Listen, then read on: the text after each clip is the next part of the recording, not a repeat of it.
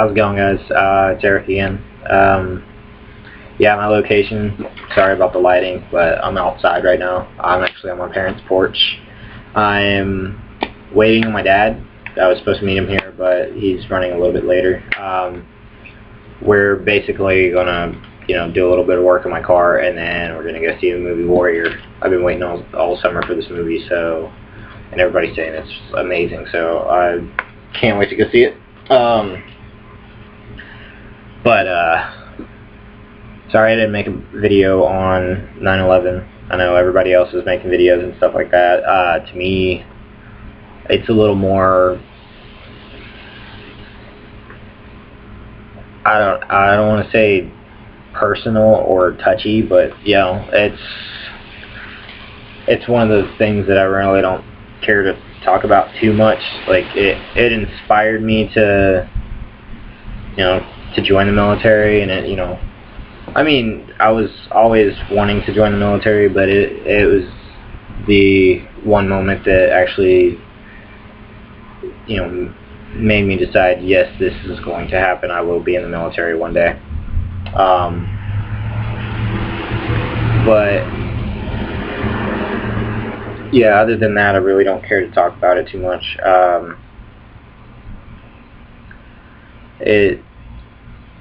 It did, like, that day I had to work a little bit, so I worked, and then I went home, and then I kind of spent the day reading up on the attacks and just kind of going back through everything, and because I was 15 when it happened, so I knew what was going on, but over the years you forget some of the details, so I went back and I reread up on the details and stuff. I also watched all the openings of the memorials and stuff like that. Yeah, another thing, if you haven't seen on TV or heard about it or anything like that, there's the World Trade Center Memorial. It actually opened on 9/11. Now, what it is it's these two fountains down there at Ground Zero, and they're huge. These are really huge fountains. If I remember correctly, they are actually in the spot where the North and South Tower were. I could be wrong, so don't hold me to that. But they're huge square fountains, and it's really cool how they did this. Around the outside of the fountains, the part of like the podium, I don't know what you would call it. It's not really a podium. Part of like the ledge of the fountains. What they did was they engraved all of the names of the people that died there on there. Now I don't know if they just engraved the names of the people that died there or all of the people that died in 9/11, but it was a really cool thing for them to do. And apparently, I think next they are actually going to be opening the 9/11 museum, and then after that, I think it's Tower 1, also known as Freedom Tower, or the new Tower 1. I'm sorry. Yeah, that one's supposed to be opening in 2013, I think. If I gotta, recheck up on all this stuff, so don't hold me to it. But the 9/11 museum, as soon as that opens, I actually want to take a trip out to New York and see that, because it's got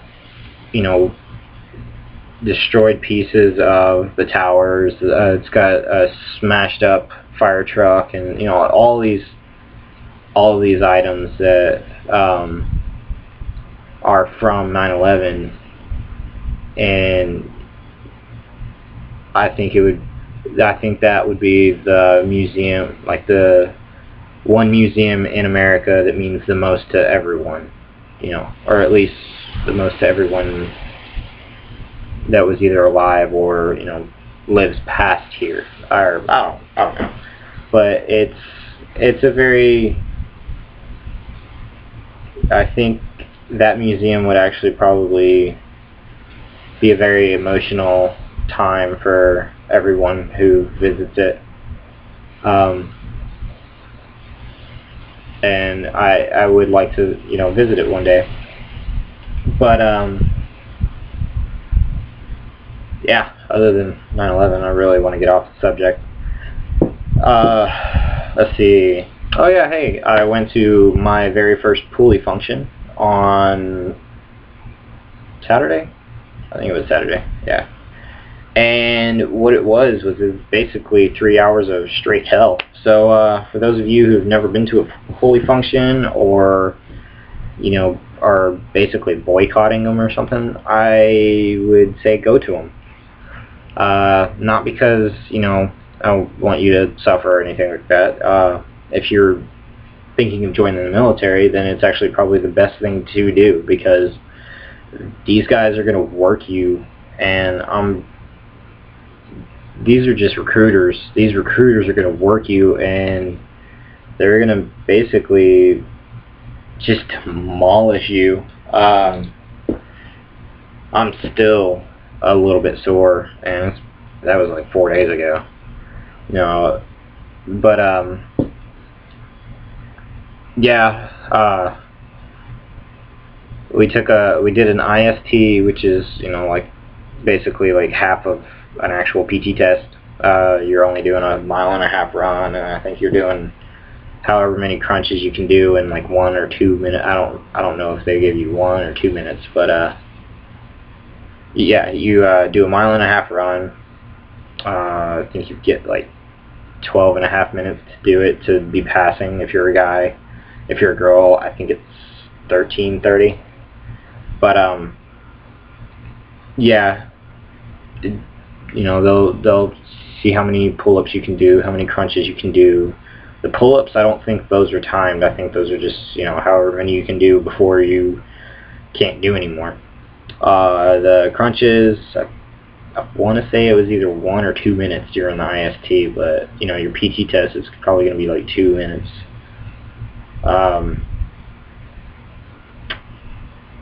Let's see, other than that, oh yeah, and then after that, you know, they were so impressed by all of us, you know, failing or passing or whatever, what have you, that we went on 7-mile run after that. It was fun. I do recommend that if you do not run, start. And also recommend that if you are going to a Poolie function, do not eat and do not drink Gatorade or any other thing than water beforehand, because they will work you until you throw up. And I made the mistake of drinking Gatorade, and during that 7-mile run after the IST, I found out that Gatorade does not taste that great the second time coming up. So yeah, stick with water. Water will do it, because all that sugar is not gonna, you know, work in your stomach while you're working out that hard.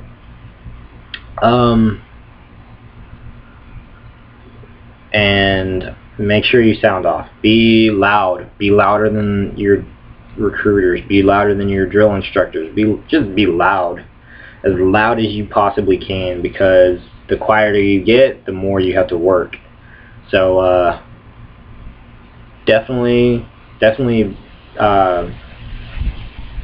do everything as loud as you can, as fast as you can, and as hard as you can. I think they've got like this motto. It's like speed, intensity, and volume, something like that. But definitely, yeah. And if you're asked a question, then say yes or no, sir. If they're telling you to do something, say aye, sir. Don't get those mixed up. Make sure you're, you know, don't lose your composure. If you mess up saying something, don't go blah, or, you know, try and restart again. Just start again. That's it. Just don't lose your composure. Don't It's like, oh, I'm sorry, and no, don't say you're sorry. There is no I'm sorry in the Marine Corps. You know, if you fuck up, then just take what's coming to you. Don't say you're sorry. Other than that, I really have nothing else to say. Other than, you know, I'll talk to you guys in a few days. Definitely start working out if you haven't. And seriously, work out past the point, you know, that you normally would, or, you know, when you think you're done, just keep going. Because just because you think you're done doesn't mean that they're done with you. That, yeah, the pulley function, my brother told me that, you know, his pulley function was like an hour, sometimes 2. Mine was 3.5 hours. I got there at 9 and didn't leave there until 12:45. In the last 15 minutes,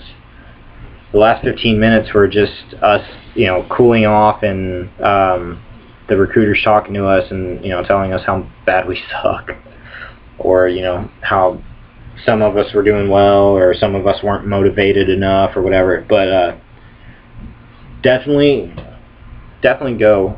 Even if you're not a Poolie yet, go as a guest. I mean, the guests get to work out too. I mean, they have no problem just working you out. And some recruiters will actually let you go work out with them, like certain days of the week or every day or whatever. Just ask them, you know, are you guys working out with, you know, Poolies or guests or anything like that? And, you know, they'll let you know, yes, we are, or no, we're not, or yeah, if you're able to make it here at this time every day or on these days or something. And they, you know, if you put forth an effort and, you know, show them that you really want it, then they'll help you as much as they can. Just, you know, do what you can.